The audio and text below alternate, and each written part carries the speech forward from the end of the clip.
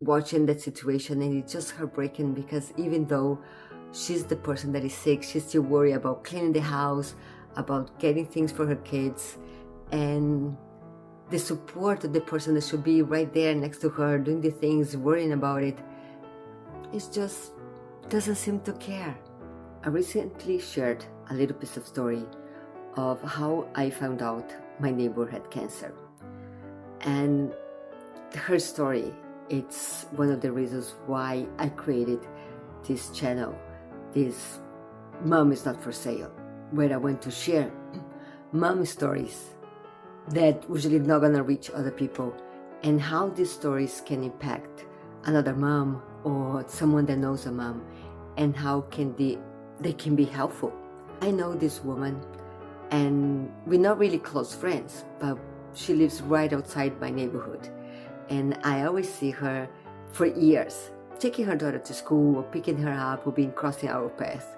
And we became acquaintances, like talking little things, and I see how she was the head of her household, how she had another daughter and also going through the divorce, how she had to support and help her daughter going through the divorce. I called her because I have this job opportunity for her after she told me that she had a wish to work outside of her home, that she thought would be healthy for her to kind of find a job and not be always in the home, and I thought that was really great. So when I called her and she replied to me, she replied as a text message, and was a little bit odd, her text message, and I didn't have a chance to call her back for the next week or so. So when I called her back this past week, she told me that she was sick, and her voice was really weak, and I thought maybe I woke her up from a nap, like, oh, I'm so sorry, I didn't mean to wake you up from a nap. It's like, no, I was just here resting, I'm not feeling really well. And my first idea was she just has a cold or something, that we usually catch. It's like, oh, I'm so sorry, what's happening? And then she told me the story that she didn't feel well after the school ended, and she still held for a couple weeks until she finally was feeling so bad that she went to the emergency. And at the emergency, she learned that she has ovarian cancer, and that cancer is called the silent cancer because it doesn't give you signals, or barely any signals to a woman when that's happening. So it doesn't have any reaction on the body, and you don't learn about it until it's very late in the stage, in the process. And with that, she also told me that, just a pause here, the sun just shining through here early in the morning. And the other thing that she shared, that she also was diagnosed with the stomach cancer. That puts her in a very delicate situation, being mostly the care for her children and for the house. So on the phone, I told her how upsetting this situation was. I had to move the camera a little bit because the sun was too much on my face. I couldn't even look forward. So she explained to me that the stage that she is right now is a stage 3 cancer. And that puts her in even more delicate situation, and she needs to run some exams to make sure it's not a stage 4, because if the stomach cancer is touching a different organ, that will be considered a stage 4. And that got me so upset. And how that happens with the people that's caring for the family. I recently lost another mom that I knew that was very close to, and somebody else mom that I learned last year also passed away, and somebody else that I know, like I did so many people that now really close to me that passed away from cancer, and that really upset me to learn that I'm seeing this woman day by day, and knowing her story and how this happening to her now is really upsetting. And I told her I was coming by to her home and gonna give her a hug, give her a little emotional support. So I went to her home, and her home, all the shades was closed, was kind of dark. And then I told her, you need to get a little bit outside early in the morning, get some fresh air.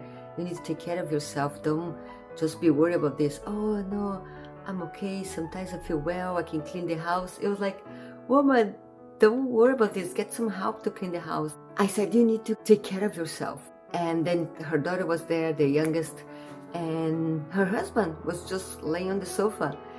And then the daughter said that she wanted some ice cream. I was like, well, and she was explaining to me that her car was broken and she couldn't do things or get her older daughter to drive her to get something.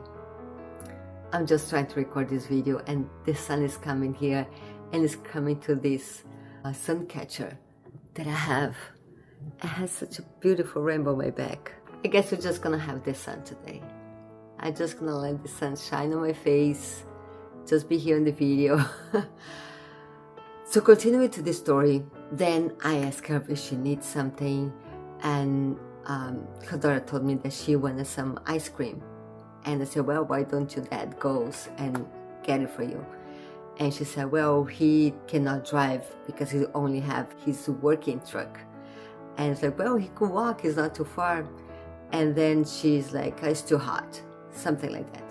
I said, okay, later I'll stop by the store and I'll get you some ice cream. And I just watching that situation, and it's just heartbreaking because even though she's the person that is sick, she's still worried about cleaning the house, about getting things for her kids, and the support of the person that should be right there next to her, doing the things, worrying about it, it just doesn't seem to care. So she said that she needed to go back to the hospital. She's going once a week so they need to extract the liquid from her stomach until they really start the treatment. So she said, but I have to take cab, Uber in the morning because my car is broken. And I asked her when she needed to go. She said it was Monday morning. She needs to leave at 5:30. I said, okay, I'll take you there.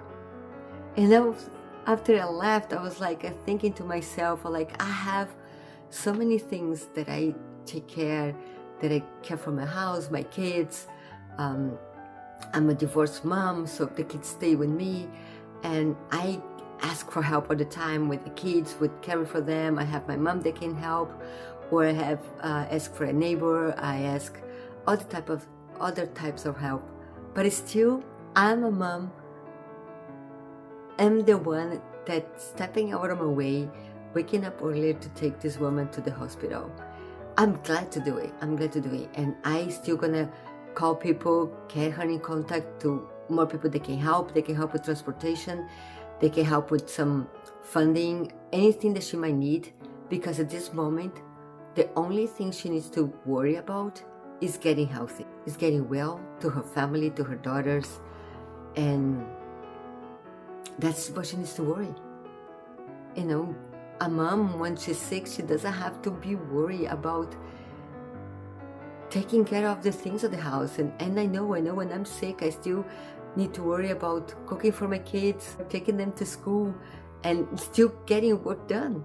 That's why I'm here talking this morning, just after dropping her at the clinic, at the hospital, to have this treatment, and sharing her story because I know there's another mom or someone that can think about, oh, I can help her. That's a little bit that I can do, because I might not be able to help her much, but this little that I did for her today, or just going to her home, giving a hug, that can make a huge difference on someone's life. And if you are able to, if it's accessible to you, a phone call, a hug, do it, because that's gonna make a difference on a mom's life. Watch for your moms. Let's take care of our moms. Let's take care of our moms.